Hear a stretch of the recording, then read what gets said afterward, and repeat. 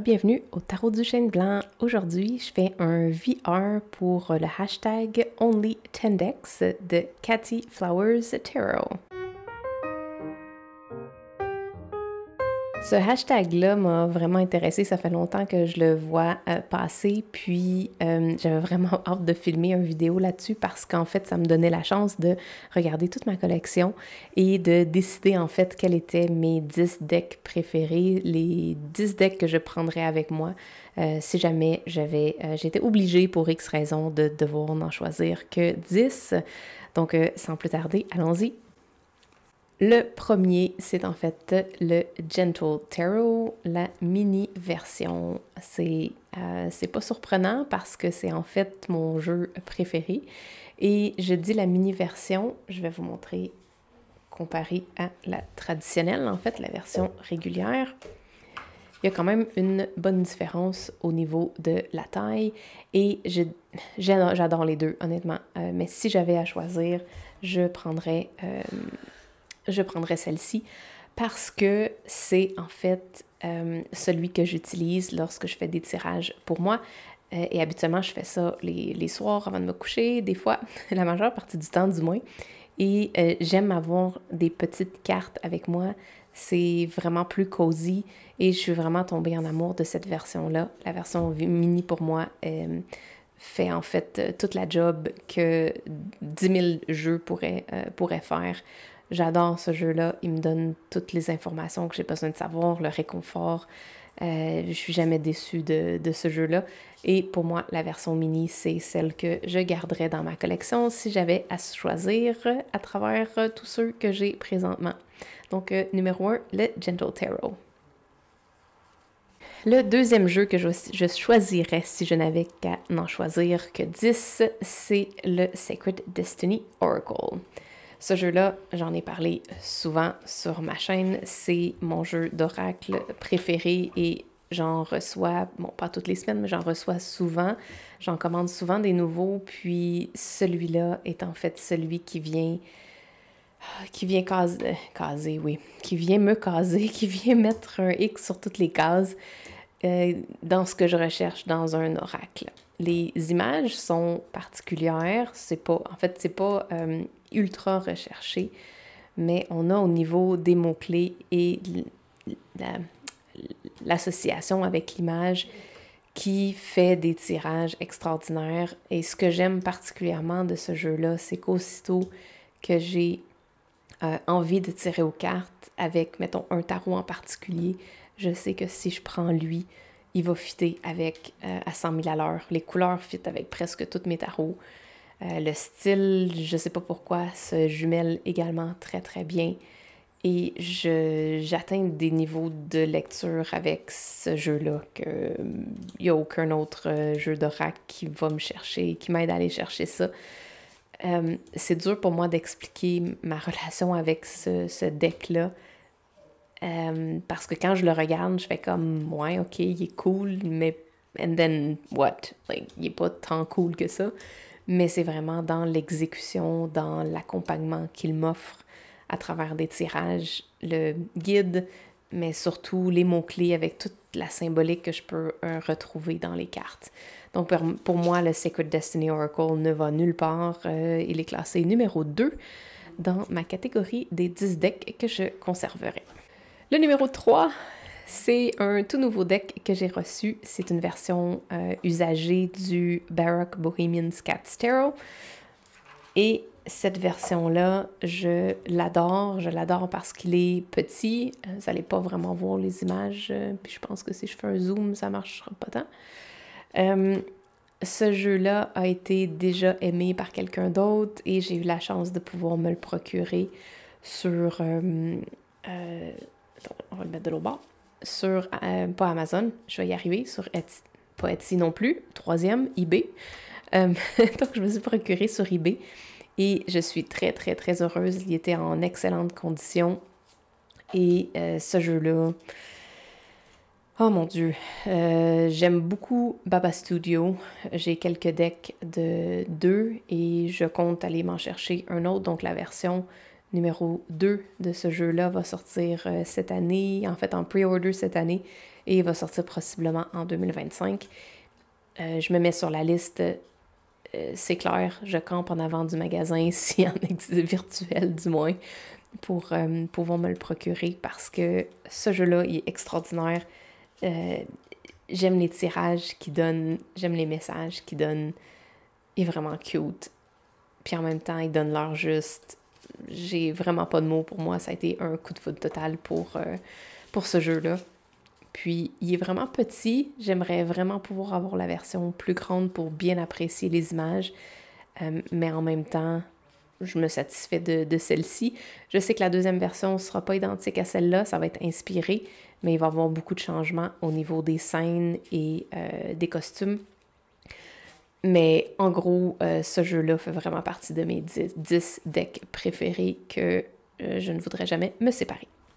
Si j'avais à choisir seulement 10 decks, c'est clair que celui-ci, je le prends sans hésiter. Le Wondrous Traveling Oracle Deck, je crois qu'il est out of print présentement. Il ne s'en fait plus, ou du moins l'artiste n'en a pas réimprimé d'autres la dernière fois que j'ai vérifié. Celui-là, il est énorme. Il est énorme. J'ai jamais rien vu de tel ailleurs. J'aime beaucoup les images. J'adore le fait que c'est en noir et blanc. Ça se matche vraiment bien. Puis souvent, je vais utiliser ça dans mes tirages comme des cartes de confirmation qui apportent un message précis ou qui vient juste confirmer la vibe du deck. Mais cela ne m'a jamais déçu. Au contraire, ça a toujours été un deck qui m'a apporté tout ce que j'avais besoin, que je savais que j'avais besoin, and then more. Je ne pourrais pas, je peux même pas m'imaginer vivre sans ce deck-là. Je l'adore depuis le moment où j'ai mis mes yeux dessus et encore plus depuis que je l'ai avec moi. Je tire souvent avec lui et c'est vraiment mon deck, mon oracle réconfort qui a des illustrations, des petits bonhommes. J'en ai d'autres qui pourraient peut-être être dans cette catégorie-là, mais il n'y en a aucun qui bat celui-là. Il est absolument adorable. Je l'aime vraiment beaucoup. On dirait qu'il connecte avec moi, il me comprend, je le comprends. Bref, on a une belle danse tous les deux. Donc, c'est le Wondrous Traveling Oracle. Le numéro 5 dans les 10 decks que je voudrais conserver si je n'avais pas le choix, ça serait le Curious Creatures. Celui-ci, c'est mon deck funky, un peu weird, celui que j'aime utiliser parce qu'il est coloré. J'aime qu'est-ce qu'il donne comme message, j'adore le carton, j'aime qu'est-ce que j'ai fait avec. Le Curious Creatures est sublime, il est le fun, il amène beaucoup d'énergie positive, puis en même temps qui nous permet d'aller adresser des trucs qui seraient peut-être dans nos zones grises qu'on verrait peut-être pas ou qu'on veut pas nécessairement voir ou mettre sur la table. Donc ce jeu-là, il est pas cru, il va dire qu'est-ce qu'il y a à dire, mais il est vraiment là pour te guider. Je pense que c'est vraiment... je pense que ce qui a voulu être fait dans ce jeu-là a 100% été accompli au niveau de l'illustration, que chacune des cartes symbolise un guide, une énergie particulière. Et j'ai pas nécessairement tant l'impression de lire le tarot quand je sors ce jeu-là. J'ai plus l'impression de connecter avec un guide avec une énergie particulière qui va m'aider à voir ce que j'ai à voir. Donc, pour moi, le Curious Creatures, c'est un deck que je veux absolument garder dans ma collection et qui fait partie de mes 10 decks préférés. Le numéro 6 sur 10, c'est en fait le Fantastic Ménagerie. Puis là, je l'ai mis tout à l'endroit. Oui, tout est bon. The Fantastic Ménagerie Tarot, c'est de Baba Studio. Je l'ai trouvé usagé dans une boîte comme ça. Je me suis procuré, je pense, le dernier sac qui existait comme ça, celui-ci. à quelque part sur le monde Internet et j'ai trouvé celui-là usagé également d'une autre personne. Donc, c'est comme un ramassis de plein d'opportunités que j'ai pu avoir pour avoir ce jeu-là, pour le rassembler et l'apporter chez moi. Et je suis vraiment, vraiment, vraiment heureuse parce que ce jeu-là, il est quelque chose. Il est vraiment, vraiment particulier. Il y a une énergie qu'aucun des autres jeux que j'ai mis mes yeux dessus pourrait avoir. C'est un mélange d'animaux et d'humains.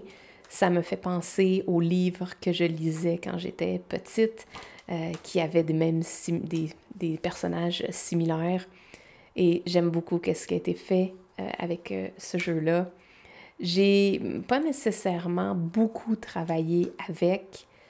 J'ai pas fait énormément de tirages avec lui. J'ai pas nécessairement été en profondeur dans connaître toute l'historique de pourquoi ils ont voulu mettre cette carte-là, parce que dans le guide, c'est ce que Baba Studio fait. Ils expliquent, ils ont eu de la part des gens qui apprécient leur jeu la demande de mettre plus de détails dans les guides pour savoir pourquoi est-ce qu'ils ont choisi telle carte versus une autre. Donc, c'est ce que j'apprécie beaucoup dans ce jeu-là. Puis, j'aime la grosseur des cartes, le fait qu'elles sont vraiment larges. J'aime la texture, la qualité. J'aime définitivement la compagnie en tant que telle derrière tout ça, ce qu'ils font.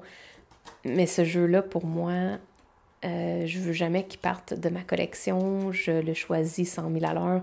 Je me suis même procuré la version originale, donc la version numéro 1. Je l'ai dans ma collection. Par contre, je ne m'en sers pas parce que j'aime mieux le rendu des images sur la version numéro 2. Donc, éventuellement, peut-être que je vais trouver une nouvelle maison pour la version numéro 1. Si jamais c'est quelque chose qui t'intéresse, tu peux m'envoyer un message. Mais ces versions-là se vendent à des prix astronomiques. Donc, je suis très heureuse d'avoir pu dénicher ces deux versions-là et pouvoir avoir en fait le sac, les guides et tout ça. Donc, ça, je suis vraiment, vraiment contente d'avoir pu regrouper tout ça puis faire un beau petit kit. Mais j'adore ce jeu. Il me fait triper, je le regarde souvent. Et puis, j'ai toujours hâte de l'utiliser. Donc, dans ma collection de 10 decks, c'est clair que de Fantastic Ménagerie est là. Le numéro 7, c'est en fait le Into the Lonely Woods. J'en parle beaucoup sur ma chaîne. J'adore vraiment, vraiment beaucoup ce jeu-là. C'est un deck extraordinaire. La qualité des cartes... c'est un gros carton, vraiment, vraiment épais, il est vraiment gros, on voit bien les images. Les illustrations sont extraordinaires, les messages dans le guide sont vraiment cool aussi. Je sais qu'il existe un autre livre ainsi qu'un journal d'introspection. Je ne me suis pas décidée à l'acheter encore parce que présentement les cartes me suffisent. Les cartes me suffisent. Donc, ce jeu-là, pour moi, fait vraiment partie de mes coups de cœur d'introspection, d'endroits un peu plus cachés qu'on n'ose pas nécessairement aller voir, mais que c'est important d'aller voir et d'aller mettre un peu de lumière dans ces endroits-là. Donc, pour moi, Into the Lonely Woods, c'est un méga coup de cœur. Puis, je l'affectionne particulièrement. Donc, ça n'a pas été difficile pour moi d'ajouter celui-là dans mes top 10. Donc, Into the Lonely Woods. Le numéro 8, c'est un autre oracle. Celui-ci, c'est le Earth Alchemy Oracle. Le Earth Alchemy Oracle, il est vraiment, vraiment intéressant. Un peu différent des autres jeux que j'utilise. Oui, il est aussi illustré, mais pourtant, je sais pas, celui-là, ça me dérange pas tant. Les cartes sont un peu plus petites, donc ça fit vraiment bien. Ce que j'aime dans celui-là, c'est un peu le côté, comme si le côté des fées, le côté des pierres, le côté un peu magique du 5D Realm, comme un peu ce qu'on pourrait trouver dans le monde de la manifestation énergétique, tout le travail de lumière. J'aime comment il est fait, j'adore les images. J'aime le mix avec les pierres, avec le côté créatif qui a été mis dans ce jeu-là et les descriptions. Donc, je peux tout simplement utiliser ça lorsque je fais des tirages. Puis si je veux aller en profondeur, je peux aller avec le guide. Le guide est tellement, tellement bien décrit. J'ai rien à dire sur ce jeu-là. Pour moi, c'est un 10 sur 10. Je m'en sers vraiment beaucoup, pratiquement dans presque tous mes tirages. Il en fait partie. Ce jeu-là, depuis le début, a toujours fait partie de mes préférés. Donc, pour moi, ça n'a pas été compliqué là, de le mettre dans ma liste des top 10. Donc, le Earth Alchemy Oracle. L'avant-dernier, et non le moindre, c'est en fait le Pamela Colman Smith. Je mets celui-là parce que j'avais besoin dans mon jeu, si j'en ai seulement 10 à choisir, j'ai besoin toujours, j'avais et j'aurai toujours besoin d'un Rider-Waite-Smith. Pour moi, c'est le système que j'ai appris, c'est celui-là qui m'est familier, c'est celui-là que je connais et j'adore la justesse des images, les messages qui sont derrière. Pour moi, il est facile à comprendre. J'ai pas nécessairement besoin de d'autres choses. Je pense que si j'avais seulement qu'un seul tarot, j'hésiterais beaucoup à choisir lequel je prendrais, mais probablement que ce serait un Rider-Waite-Smith. C'est par défaut celui qui m'a toujours suivi. La première collection que j'ai eue, j'avais le Centennial dans une petite boîte. Et là, j'avais envie de me trouver un qui est un peu plus grand. Donc, celui-ci, c'est la version que j'ai pris. Los Scarabeo, je sais pas jamais comment le prononcer. Los Scarabeo, exactement. C'est cette version-là. Je sais pas si elle est disponible. Ça a vraiment été très long comme recherche pour trouver celui-là parce que je voulais celui qui avait le derrière de cette façon-là et je voulais cette boîte-là. Donc, j'étais vraiment picky pour savoir quelle version je voulais. Et j'ai fini les ronds ici, là, dans le sens que je l'ai adouci parce qu'il était un peu bizarre comme de la façon qu'il avait été coupé. Mais il est extraordinaire. Puis bon, dans un monde où je n'avais le droit que d'avoir 10 decks, eh bien c'est sûr que j'ai besoin d'un Rider-Waite-Smith et présentement, c'est la version que j'ai et que j'apprécie, donc le Pamela Colman Smith. Et pour la position numéro 10, celui-ci, c'est le Animal Apothecary. Celui-là, c'est un tout nouveau qui vient vraiment d'arriver depuis une semaine, donc c'est le tout récent qui vient de s'ajouter à cette liste-là. Celui-là m'a surpris par... oh my God, je sais même pas comment le dire. Par son côté... Il m'a surpris, tout simplement. Il est weird. Il est vraiment cool avec ses images. Je ne m'attendais pas à triper autant sur un jeu comme ça. Il m'a comme... En fait, j'ai été attirée par la boîte. Les images, pas tant. Je sais même pas qu'est-ce qui a fait que j'ai acheté ce jeu-là. Il n'y avait pas rien qui me faisait triper dans les images tant que ça. J'ai pas compris. Ça a vraiment été comme mon âme qui me dit « Go, take this one ». Parce qu'on va travailler avec, tu sais. Mais ça a défié toute logique de pourquoi je prendrais ce jeu-là. J'adore les couleurs, j'ai adoré la boîte, c'est vraiment venu me chercher. Et j'ai été méga, méga surprise lorsque j'ai tiré aux cartes avec pour la première fois, la deuxième, la troisième. Les messages dans le guide sont insane. Il y a une profondeur à ce jeu-là que je ne m'attendais pas. Donc, il a rapidement fait sa place dans les top 10. Je pense que si jamais ce jeu-là, je l'égarais pour X raisons, je pense que je viendrais me le rechercher. Puis c'est vraiment particulier parce que c'est pas nécessairement pour les images. C'est le guide. Le guide est insane. Le guide est vraiment... t'amène dans des couches encore plus profondes de la symbolique, de ce qui a été mentionné, puis c'est vraiment du travail comme de profondeur qui est fait avec ce jeu-là. Donc, c'est le Animal Apothecary qui vient prendre la 10e position. Alors voilà, c'était mes choix pour le hashtag Only10decks. Et sur ce, bien, on se revoit dans un prochain vidéo. Ciao, bye!